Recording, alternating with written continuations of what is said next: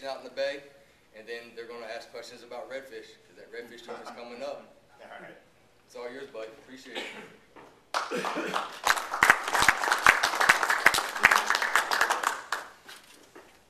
All right. Thanks for having me, guys.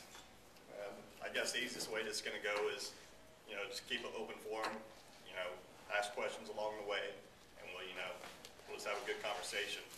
But, while we're on the health thing, if anybody's looking to lose weight real quick, just go fishing out here right now.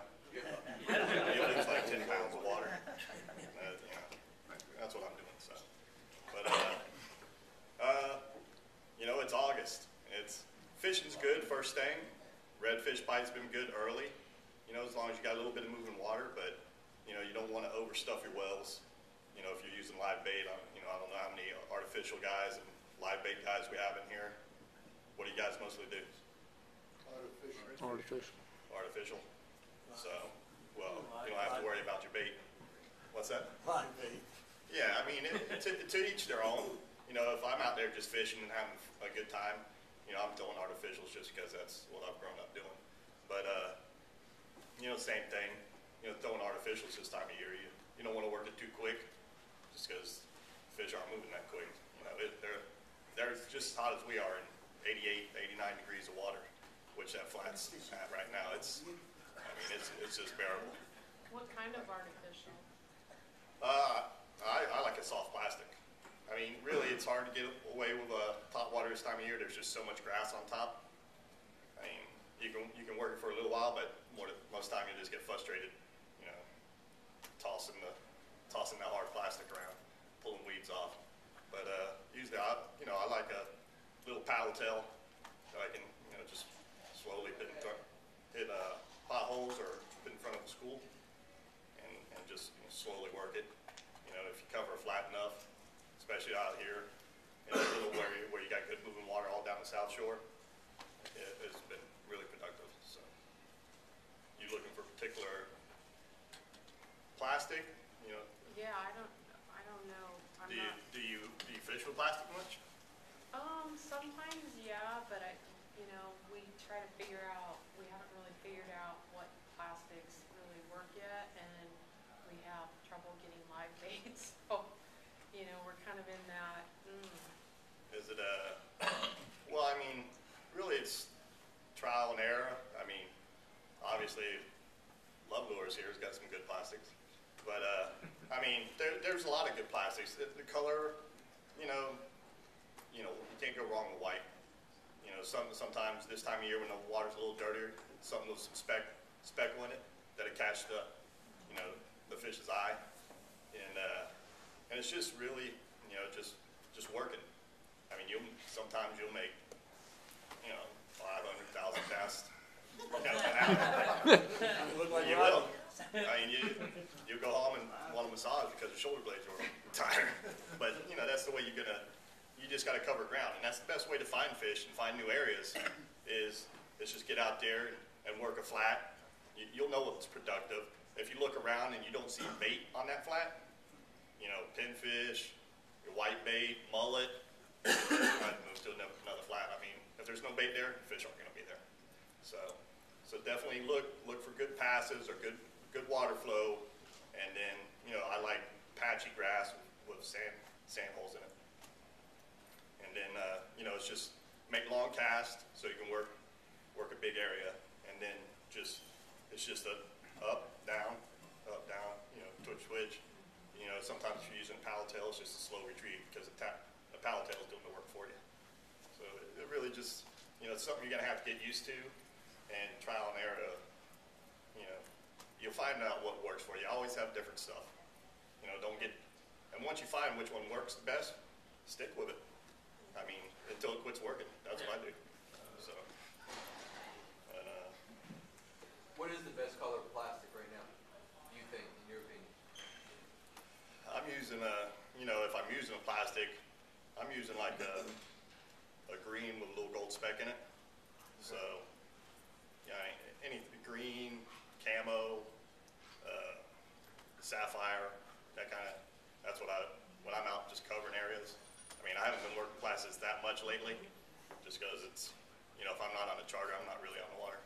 But I'm on a charter every day, so it seems like it's too hot. You use live bait a lot? Oh, I do, just because it's easier for, a lot of my clients aren't experienced fishermen.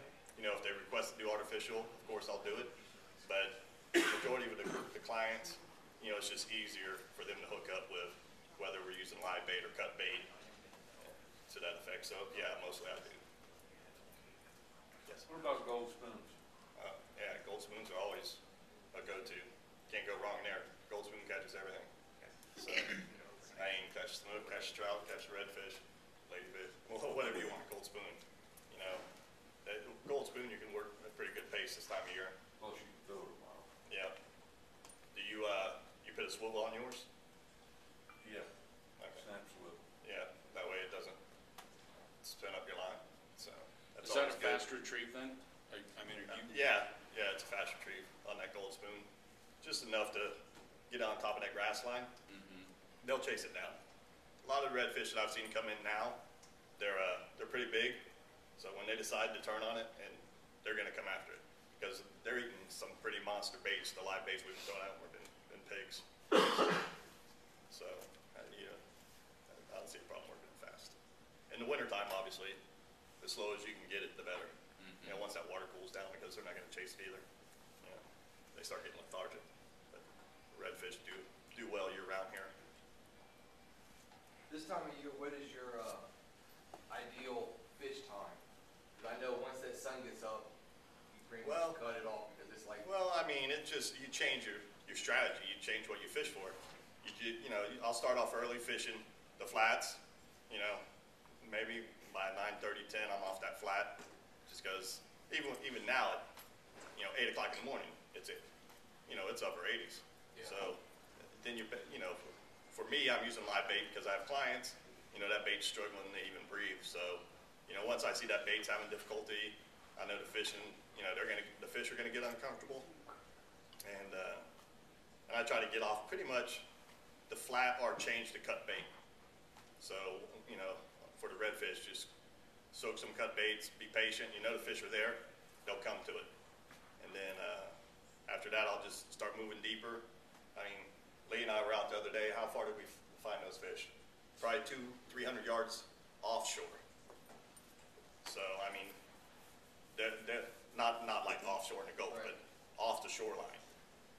You start moving, you'll see that wake because they're trying to get into that deeper, cooler water. what's the ideal depth typically? I mean, the best luck has been, on the higher tide. Foot lately. Yeah. Well, if you get in there early, you'll see it. They're so big. I mean, the fish you got a 37-incher the other day, so I mean they're tailing. You can't help but have their tails out. It almost looks like winter, when they're just sitting there. So throw a cut bait into that. But you start early in that shallow, and then as it gets hotter, just move out with them. You just watch what they do, and sometimes it's good to take a day. I know not everybody has time to, everybody wants to get out there and fish, but if you want to be productive, get out there because a lot of redfish will always pattern. They'll do the same thing day after day after day until everybody starts wearing on them, and then they'll start splitting up into smaller schools. But if you can see what they'll do, your fishing will be so much more productive because you'll know that at this time these fish are usually going to start moving here.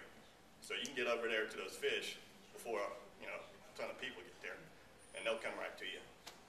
So Are you putting weight on the cut bait? you don't really need to. It's big enough. I mean, either pinfish or some big thread fins or white bait.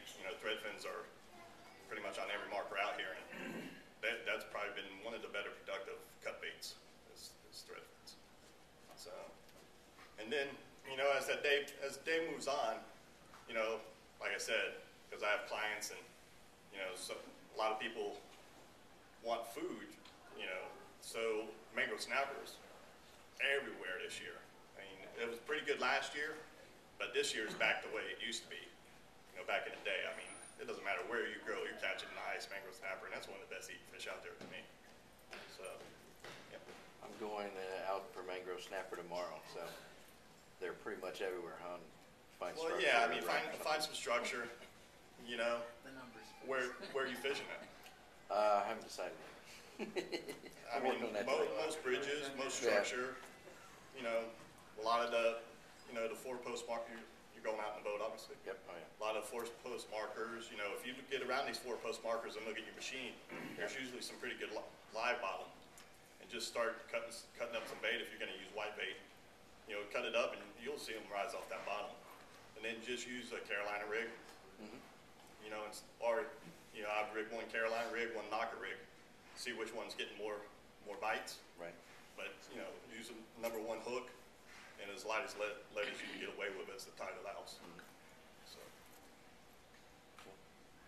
you know, Looking forward to it. yeah, it's good. You should have a good day. Especially a lot of these spoil islands too, right here in front of the kitchen. You know, they've always been productive for snappers, so might want to give that a shot if you're putting in down here. Yep. Yeah. One of the recent meetings, they were talking about freezing baits earlier in the year. I went out a couple weeks ago, got a bunch of greenbacks frozen. Does that work really good for the snapper? They've been frozen for a while, cutting them up or something in, or? I mean, it's good to get them active. Okay. I wouldn't use it as my bait. I mean, usually if you freeze it, unless you like vacuum seal it, it's gonna get too soft on you. So, have you used it since you froze it?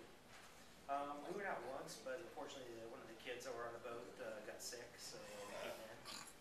We started chumming, we're about 10 minutes into it, you know, so. The thing is, that those fish get used to, like, you may catch a few, but then that's when you want to mix it up. I mean, either have shrimp, have, you know, some live white bait, but everything we've been doing well on is, you know, pretty much from that fry bait to, you know, your index finger on the sides of the white bait, and I mean that's everywhere right now. Just use your 1/4-inch net and net it. Exactly, I have a ton of it in the freezer, so use that to chum them up and then use live. Yeah, I wouldn't chum. If you find fish, fish them first. Okay. You know, as it slows down, start chumming because you don't want to fill them up. You know, if you start seeing you get a bunch of small ones, start chumming. Then you know once you weed through those smaller ones, you'll get the bigger ones move in, and then so I would don't put them directly on ice. Put them in your live well. You know, let them live so you can cull them. I mean, there's so many. That's what I've been doing. You know, get rid of the short ones, keep the bigger ones. Next, anybody? What's the grouper bite been like in the bay?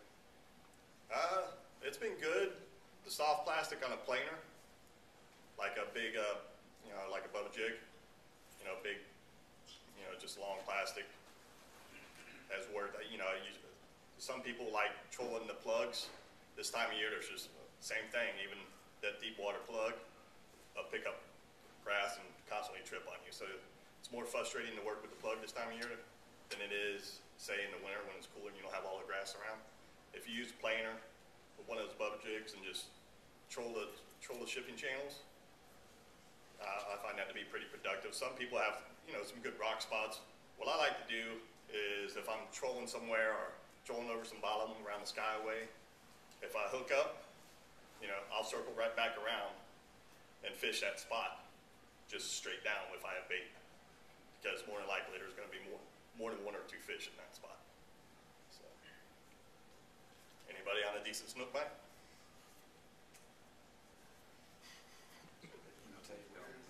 No one's gonna talk He about just it. clammed up, didn't he? Yeah. There's a few around. Yeah. I mean, it's been phenomenal. You know, you can see the snook starting to migrate from the beach now. You know, they're coming back up. I mean, you always have the snook up here that don't, you know, migrate. They don't all migrate out there. You know, they have their comfort zones up here, but I mean, there was a ton of fish on the beach, and you're starting to see them thin out. So I know they're working their way back up here. The trout bite's been good, you know, but my best trout bite's been in about 7 foot of water. So, you know, just fishing the grass flat in 7 foot of water. Slow retrieve on a white bait or artificial, both's been productive, but you just want that just enough to keep it on top of that grass. And yeah, I find that's worked the best. So.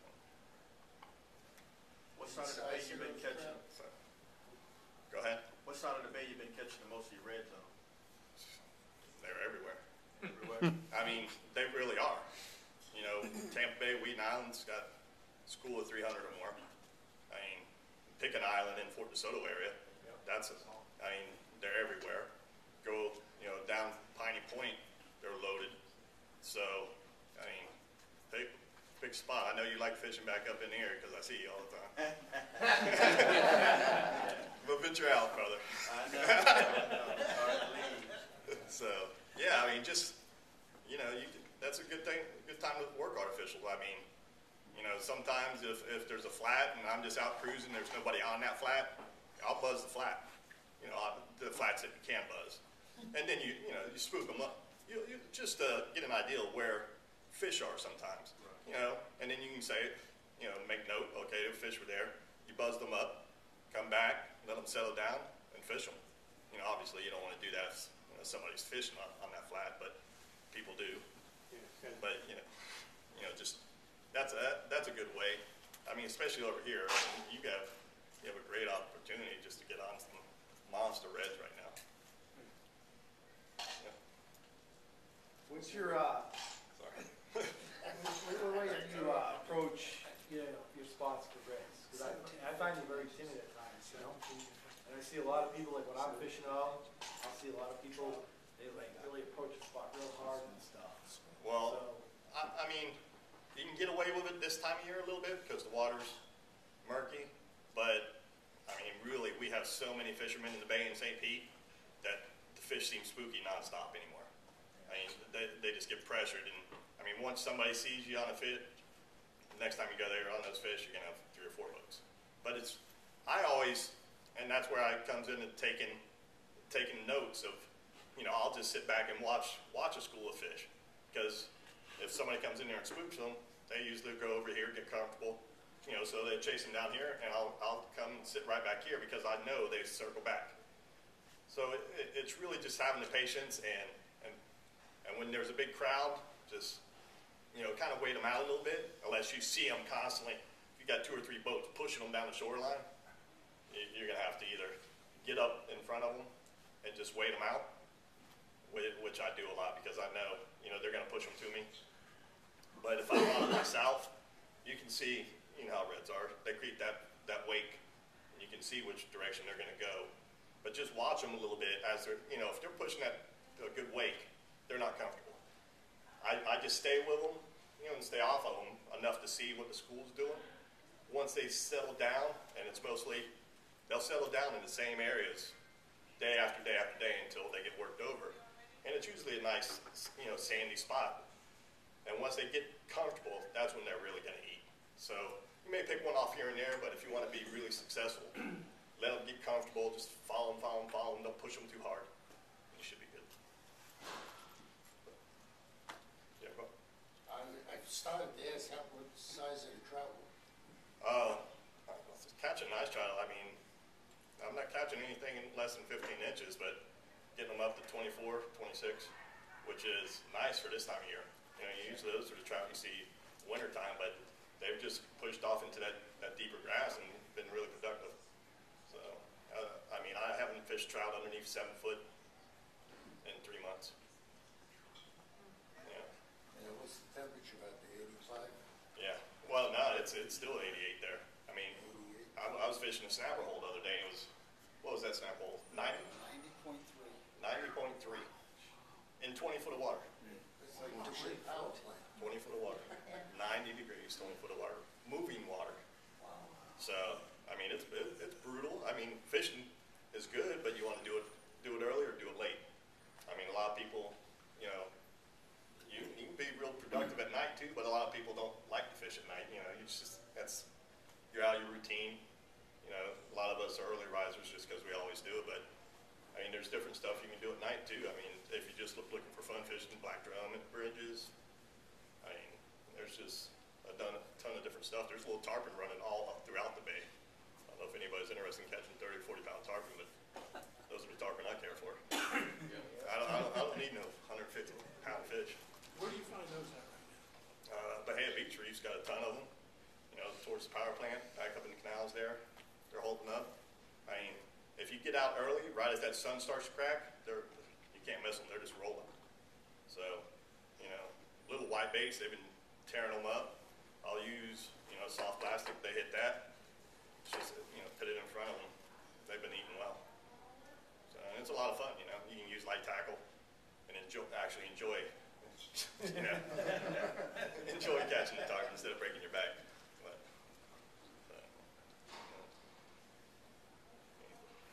any other? Saturday marked 2 weeks. We went out and we found a lot of redfish, but the schools we found are all following jacks. Have you been finding that in your areas? Or? Well, yeah, I mean, there's just a lot of jacks around. So you got big schools of jacks, and it's just like a big school of mullet.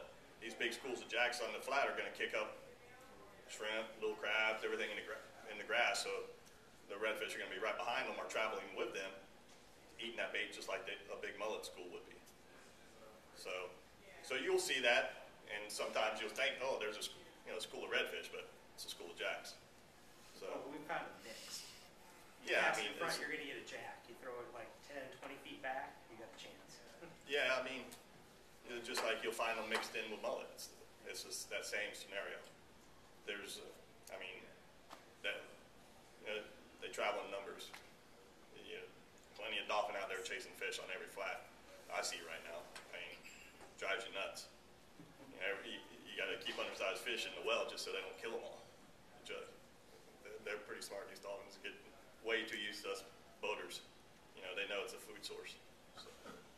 It shuts the bite off when the dolphin are around, does it? Or do you find that? No? No, not really. No, it just the dolphin. The only reason the dolphin will come right on top of you is if you let it fit. I mean, I don't know. They'll cover 75 yards before you blink to grab that fish, and they'll get it too. And because that fish, they can feel that fish vibrating in the water. And as soon as you start reeling it in, they're beelining to you. Sometimes we just bass fishing. Yeah, I've had them scale my grouper before. We've had them steal plenty of snook. They're just, we're not even talking about dolphin. Between them eating my nets and killing my snook. The ones eating your nets are the ones with the T and Mahoney shirts on, right? Right? Yeah. Trained dolphins. We should have stock in that custom net company. Mike's pet. Especially Lee. Lee's got like, I don't know, 10. Matter of fact, I got to get my net back from him before it gets holes in it. Now, let me ask you a question, because it's never happened to me. If you do end up with a porpoise or a dolphin in your net, and that line's around your wrist, I mean, what's the best way that you guys keep it around your wrist? I mean, not saying when the dolphin's in it, but when you throw your net, is it? I always make a habit if I'm throwing it to bridge or in deep water. Once I toss it, I take it off my wrist. It's just like, it's something you need to practice. Whether it gets caught on something, if you fall off and you got that on your wrist and it's caught on something, you're gonna be freaking. You got to try to get it off your wrist. So I do just habit of taking it off. One of the things I've got is around my tower. I've got those Velcro wristbands. Yeah. And right around the end of where the loop is, if I'm throwing in anything more than 12 foot of water, 14 foot of water where there could be them, I put that Velcro wristband through the loop and on my wrist. So if you get caught or it gets caught or whatever, that Velcro, you just pop that Velcro and see it. Yeah, that's pretty smart. I didn't think about that. That's a good point. You didn't give me that when I was throwing off your boat. I was a beneficiary on your insurance too, by the way. What's the beaky rigs are for? Try to get him on a sabiki when he's in? Oh, no. Rarely do you get a dolphin in your net. I mean, I've come close to getting a manatee, but yeah, I kind of bounce the leads off of them because they just sit back there dumb and. If they do grab it, let it go though. Don't fight them because that's when they're ripping. Yeah. Like if you're at a bridge and you're pulling it up, you feel that dolphin grab your net, just take the tension off, because otherwise you'll turn a hole that big into a hole you can walk through, because they'll just they're getting, it's ridiculous now. They'll hit your net just to hit your net. They're not even a piece of bait in it. I mean, it's like, oh, there's got to be bait in there somewhere. And they just rip a hole in ours. They just like making fun of us. But so yeah, like Lee said, just let the tension off. As soon as they feel the resistance gone, they usually let go of it. Pull it up as fast as you can. But that's that's getting bait around the piers. We're bound to deal with the dolphins at some point. So. You said the bait's pretty good out there right now? Yeah. Yeah. You know, it's just the nicer bait's starting to move to the flats we're seeing. You know, it's not. I don't think it's made its way all the way up here to the flats. A lot of the fry bait's still on the flats up here, but you know, down towards St. Pete and stuff, you get some nicer baits that's moved up on the flats. And it's only a matter of time before it's going to move all the way up here. It took a little longer this year to get up in the bay for some reason. I don't know. And but now it's pretty much everywhere. So, and like I said, if you can get away with using a lot of cut bait just because it's so hot. I know it's buoyant at times, but if you like throwing artificial and you put a piece of cut bait, stick it in a rod holder. That rod holder catches a lot of fish. Sit it in there, start working some artificial, and then once it goes off, just leave your drag loose. Go back and hammer them. I always this time of year too, I'm starting to put it in play unless I'm fishing docks or somewhere where I can get tangled. I've downsized everything. Gone to smaller braid, 10 pound, 10, 12 to 15 pound on the leader in a small hook you can get away with. You're increasing your hookups a lot, and you don't have to have as long as you don't have anything to contend with that they can get you in trouble, just loosen up the drag a little bit and you'll catch a lot more fish. So. Are you fishing mostly out on the flats chasing the schools, or are you in the backcountry? No, I'm not even going nowhere near backcountry right now. On the backcountry? It's just too hot, man. There's no breeze. Yeah, I'm not going anywhere near backcountry. Bet you're out, man. I like backcountry. I know. Dude, you got all those nice months coming up. Now move out here where you can enjoy yourself. Yeah. Not sweat to death.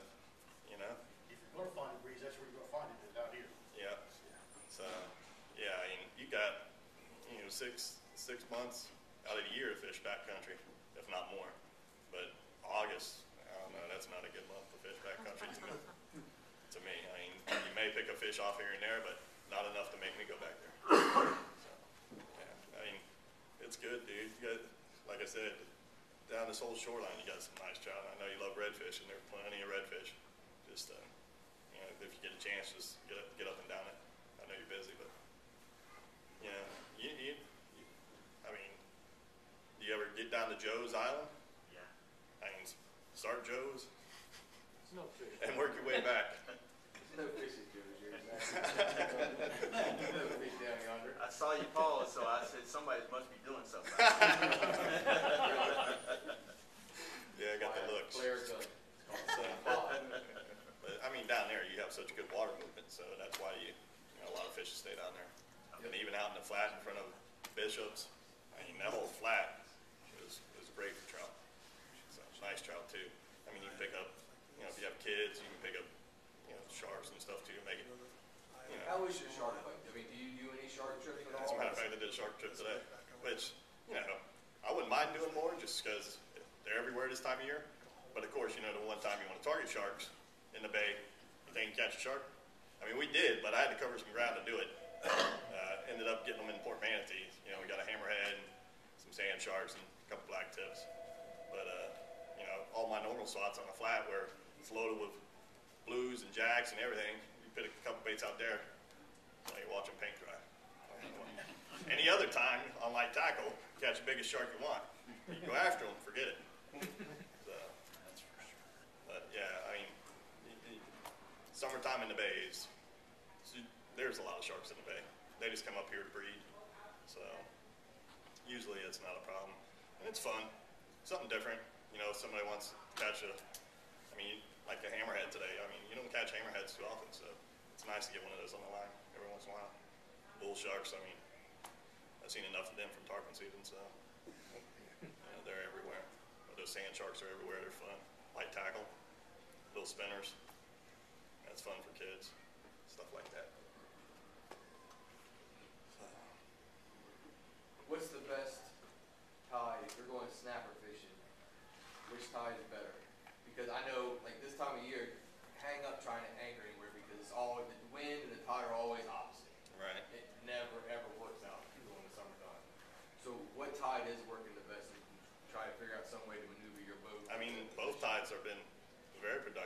as long as that water's moving, incoming or outgoing, I mean, it's been just as productive.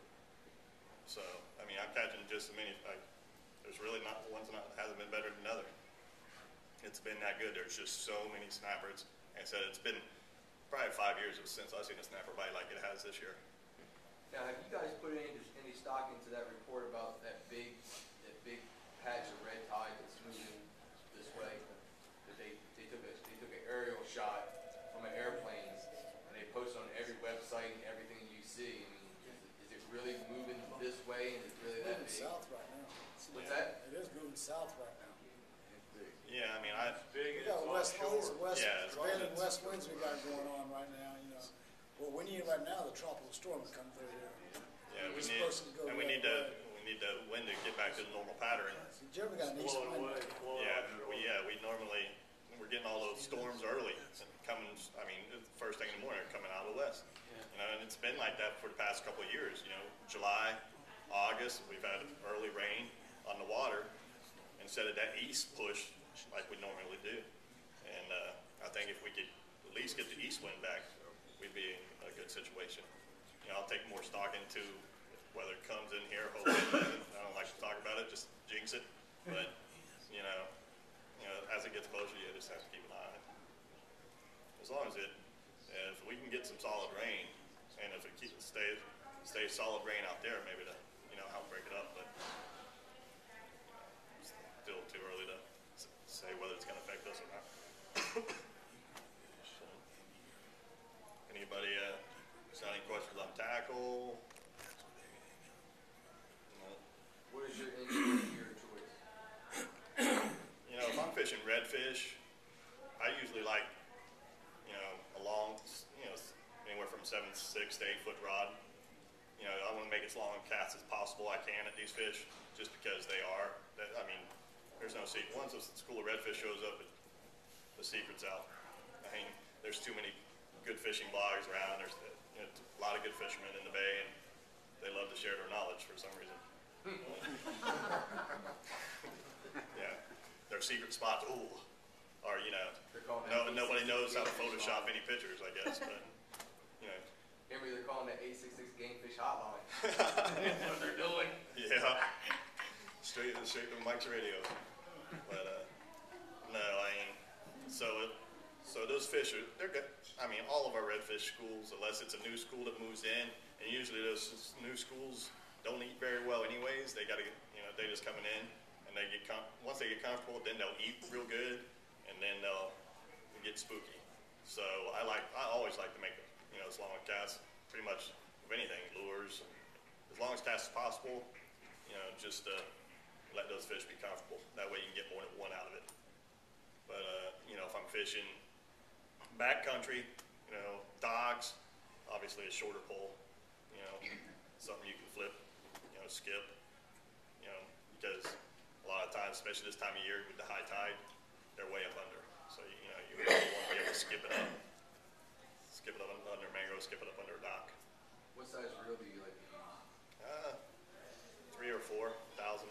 So it really just depends on what I do. If I need more line, obviously if I'm making long casts, I want a reel that's going to hold more line. Doesn't matter too much if you're just you need 50-yard cast here or there. It's not that big of a deal. So. You said you use like a 15-pound leader. Is that what you said? Yeah. 12 to 15 pound. What length leader do you use? I usually, with my clients, I start off with like 4 foot, and so I can work it down. Because you constantly every time. But you can. I would always stick with like a 3 foot leader. And you can get away with shorter this time of year because the water's dark.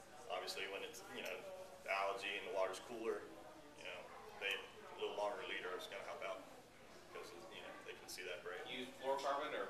Yep. What kind of rod do you use for skipping docks? That's a little like still 6 foot or? No, 7 foot. Yeah, 6 foot's too short for it. You can probably get away with it. You're just not going to get much leverage on a fish. So 7 foot, medium heavy because you want to be able to pull them out. A lot of key too is, probably some pretty good anglers in here.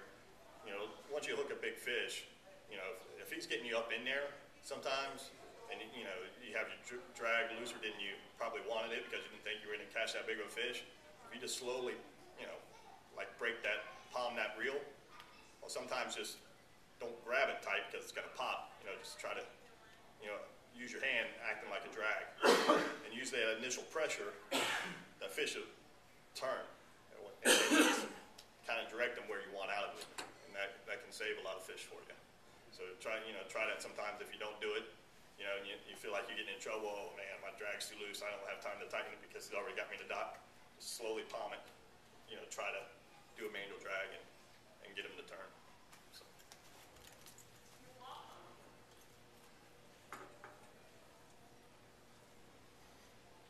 Michael, how competitive are you with your father?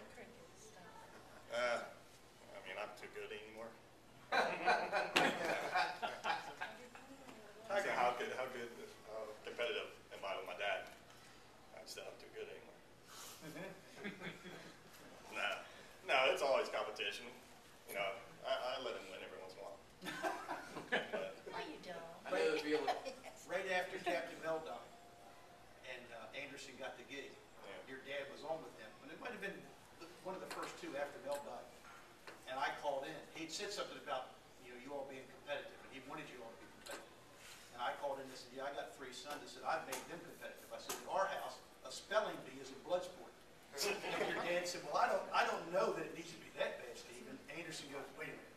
What you need to understand, Woody, if you were at a tournament and you saw he and his sons in the back corner at the weigh-in, you know that you can go back there, turn them around, and on the back of their T-shirt it says Team Knuckle. And that's where that came from. Yeah. So, you know, my dad never gives up the front of the boat, no matter whose boat it is. He's the front of the boat. You know, I'm netting them, I'm working the trolling motor, I'm power pulling down, so, you know, he looks for all the advantages. That's the problem now is that when we all 4 of us on the boat, we've got 4 guys and everybody's trying to be in charge. We don't get shit done. And all 4 of us are trying, and we end up getting in a fight.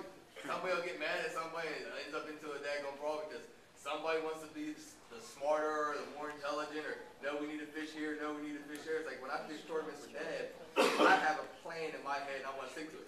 Dad goes, well, let's go over here, or I'm like, no, I got planned in my head that no, we're going here, we're staying here, and it's always someone's trying to sit there and outdo somebody. That's why I only fish with my dad. I don't fish with my dad and my brother. All 3 of us don't mix. It's either one or the other, we're fine. Except my dad and my brother, they just can't fish together. They're like twins. Both of them's opinions matter. Yep. I'm more easy. I'm just like, whatever, dude. Where you want me to go? I wish we were like that, but no. You got Jay-Z's about close to 300 pounds and about 5'11". I'm 6'1", and you throw a Marine in the mix. It gets competitive. I saw it to a point one time where Jack and Jay-Z were sitting there arguing who could throw a cast net better. And Jack got so mad that Jack took the cast net, and when we went to throw it, Jack fell. And when I say fell, like he hit the deck of the boat and almost rolled off the side of the boat. And it wasn't trying to help him, it was laughing our asses off. And sitting there going, that's what you get. But yeah, I get it. Well, you will never see me arguing about throwing that. Hey, if you throw it better, go ahead.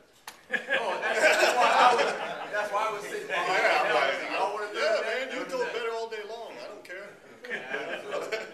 So, yeah. What size net you throw? 12 foot. 12 foot. Yeah. So. That's the risk. Let him throw it. Yeah. He's the driver, I'm the thrower. He's good. Yeah. He's really good? Well, that's because Lee's planned it out. He'll throw bananas and kidneys. And I know he can throw the net. But he does it until I'm like, dude, just let me throw the net. Yeah, he's like, oh, all right. Yeah. Until I saw him the other day when he was by himself and I was by myself and he opened it up perfect. I'm like, busted. Secret's out. Secret's out. So, but it's always good to team up. For a while, yeah. No, it's good to have somebody you can work with, especially if you're throwing at the bridge or a pier. It's so much easier with 2 people. One can drive, one can throw. You know, anchoring up, doing all that stuff. a lot more. Or especially if you're just trying to drift up there as a person and throw the net back out. That's always fun. Since our passion is fishing, and probably most of us in here decompress by fishing, and you do it for a living, what's your decompression hobby? Being on the water.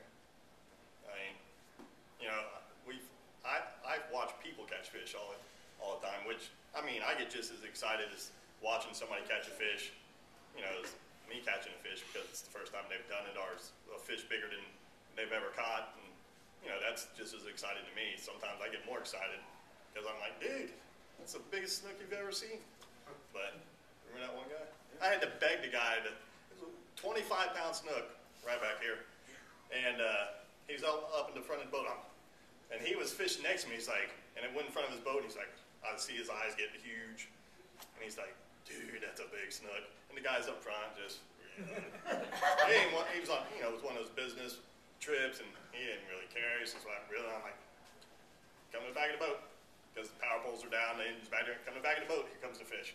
Come to the back of the boat. Please come into the back of the boat. Lee jumps on my boat, pushes him down. I'm going to the net. I'm like, man, if that fish would have got away. That was the case of like 15-pound leader on a monster snook, and I'm like, oh no. Of course, he was, you know, because I was trying different leaders that day, because, you know, we've been fishing the same area a few days, and, you know, the bite had slowed, so I bumped down my tackle. And of course, you know, the biggest snook gets on the lightest rod. So, but it's always an adventure out there. That's where we saw him at, isn't it? Yeah. That's where we saw him. He was back there. On that spot he's talking about, we fished that spot. So I missed that snook is what you're trying to tell me? I saw you over there They took your catching that fish, so I think you might not have been looking. No. You probably would have heard the screaming though. I was honed in on redfish. Yeah. So. But No, I mean, when the season opens, then I'll chase them. yeah. Then it makes it game. Season opens when for snook? September again? First weekend in September? Or September 1st? September 1st. It's so hard to keep up with anymore. What's open, what's not, what's closed, what size. But, I mean, there was a lot of big snook this year. I mean, Oh yeah, Dad and I saw Lee hooking the one for that one voice tournament. Yeah, We did. Yeah, she won the women's division. Oh, I remember seeing y'all. Yeah. I know that. It was day. great because Yeah. Mike called me up. He went to that spot. Mike said, Lee, you need to get over here. I said, man, we only got 15 minutes left. He goes, dude, you need to come now. Hauled butt over there, pulled in, first cast, 38-inch snook. Woman won the tournament. We pulled out. Yeah, you know it's bad when you're sitting there and you catch a 25, 26-inch snook. You go, nah, that's too small. Get off the hook. Get back out there. Get back out there. You just pulling these monsters in. It was crazy. yeah, March and April over here was crazy for big snook this year. I think every big snook on this side of the bay came to this area because That was the most I ever seen. yeah, Period. most ever seen caught big snook. I mean, it was a good year for snook, and I mean I let the majority of them go, but so, you know, if a client really wanted to keep one, I did, but you know, that's up to them. So, but nah, I mean fishing, watching people catch fish, that's just being out on the water. I still love it. So, I mean, you grow up here, that's what you do, you know. Yeah. As a little kid, Dad pulling you around in an inner tube while he's wading, fishing, and that's all you know. That's what you stick with. So. Yeah, the only pulling around the inner tube my dad did with us was in a Nanticoke River, and Dad would try to sling us as close to the docks as possible. You still couldn't get rid of him. Yeah. No, this was crazy. I'll tell you this, Lee. My baby brother's sitting in the